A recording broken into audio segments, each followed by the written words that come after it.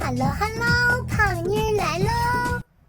继续跟胖妮聊剧看人生，订阅胖妮，更新不迷路。《甄嬛传》这部剧之所以堪称经典，不仅因为主角性格鲜明灵动，剧中的配角包括各宫的下人们形象也很立体。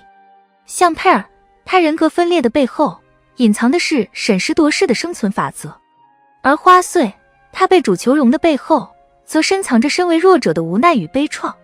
翠果的善良背后隐藏着她自保的私心。今天咱们继续讲小人物菊青。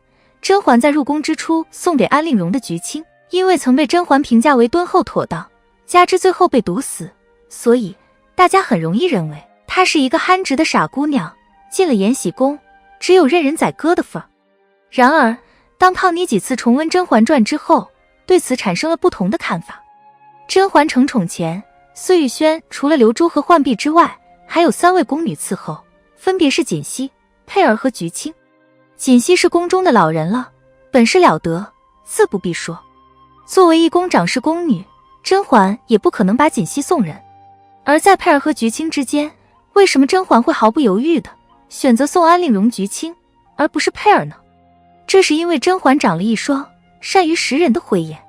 我们来回顾下《甄嬛传》第3集，甄嬛第一次走进碎玉轩时的场景。当时她有几个下人陪着熟悉环境。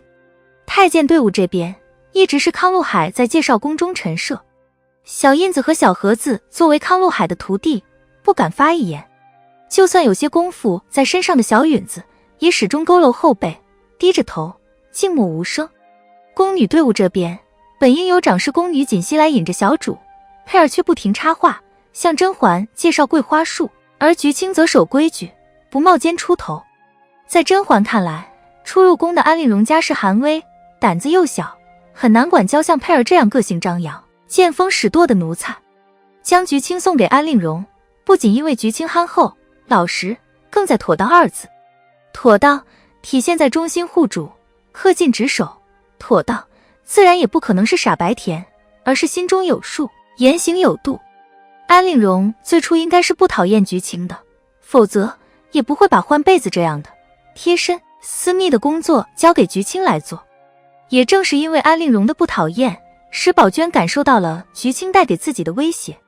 在扎小人事件中，已经投靠皇后的宝娟，为了不让安令荣怀疑自己，将疑影引到菊青身上。锦衣事件发生后，安令荣从碎玉轩回到宫中，拿菊青撒气，将他手中的茶盏打掉，还轰他出去。之后，锦汐奉甄嬛的命去延禧宫给安令荣送玉钗。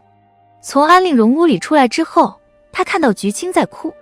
这里有一个细节安排得很巧妙，菊青是在锦汐来之前被安令荣赶出去的，但是锦汐来延禧宫进安令荣房间的时候，并没有看到菊青，反倒是出门之后看到菊青站在显眼处哭泣，也就是说，菊青是听闻锦汐来了之后，才故意让锦汐看到她哭的。这其实是菊青的第一次自救。从扎小人事件开始，安令荣就对菊青有所怀疑，对他的态度当然也大不如前了。菊青应该是察觉到了的，并且也多少知道自己被竞争对手宝娟给阴了。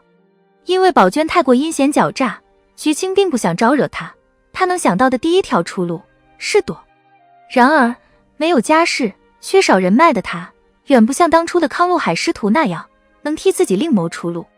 她能想到的可以依仗的人，只有曾对她还不错的锦汐和有过一天半天的主仆情分的甄嬛。虽然她也知道这条路未必走得通，但总得试试啊，万一能行呢？结果锦汐用一句做奴才的哪有不受主子的气的，把菊青堵了回去。而甄嬛也是一个讲求利弊的现实主义者，万不可能为了一个交情不深的奴才而做出尔反尔、落人口实的事儿。既然逃不出延禧宫，菊青只能硬着头皮与宝娟竞争，开始第2轮自救。她充分发挥自己妥当的优点，使安令荣重新对她建立信任。这期间，安令荣尽管依然将宝娟视为心腹，对菊青态度也有所好转。刘本抓住之后，安令荣是带着宝娟和菊青2个人一起去贾谊探望梅庄的。在路上，他说出外头有侍卫拦着，咱们也进不去，这样涉及内心真实想法的话的时候，并没有避讳菊青。第二天，皇上派小夏子到延禧宫传召的时候，是菊青在伺候安令荣喝药。当菊青笑着说，只要小主好好调养，定会好的，安令荣也对他笑了一下。眼见着安令荣和菊青之间的感情升温，宝娟怎么能不害怕？一旦安令荣对菊青不再讨厌和怀疑，这意味着什么？不但意味着宝娟如今的地位不保，而且之前他通报皇后安令荣扎小人的事情可能会败露。更可怕的是，安令荣如果不再接受他的挑唆，脱离皇后控制，退回到甄嬛团队，那么他这个不中用的奴才恐怕会受到皇后最严厉的惩处。这是宝娟不愿意看到的局面，所以她必须断了菊青的出路。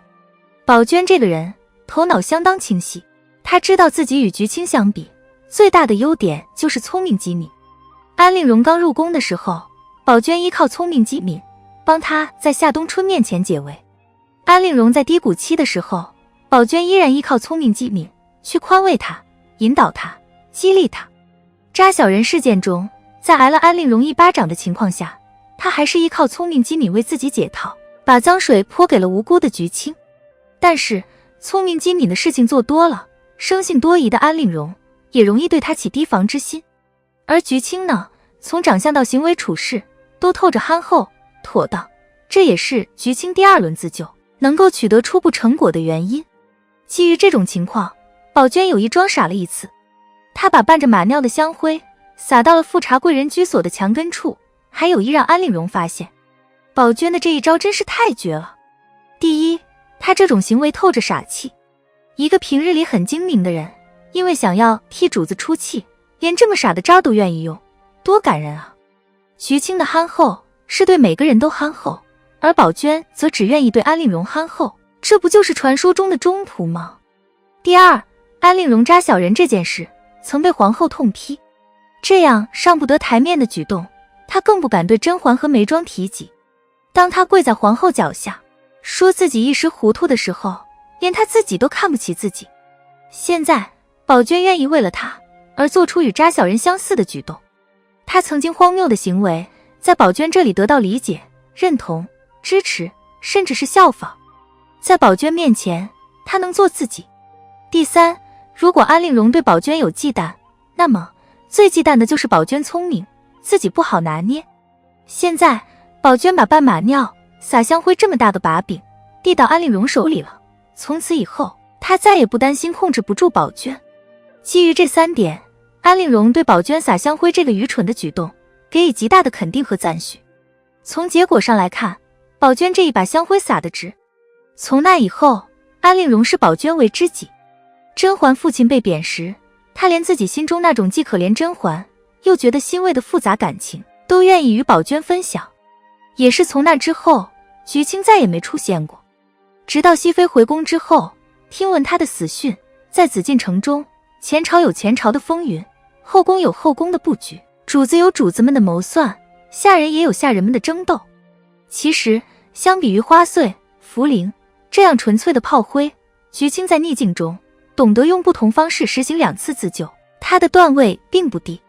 只不过面对宝娟这样强大的对手，被搅进皇后、安令荣、甄嬛等人的利害关系的漩涡，菊青即便头脑聪慧，行事稳妥，双手干净，却也难逃被毒死的命运结局，实在令人唏嘘。好了，本期的影片就到这里。喜欢胖妮，辛苦给影片点赞，订阅胖妮，下期更精彩。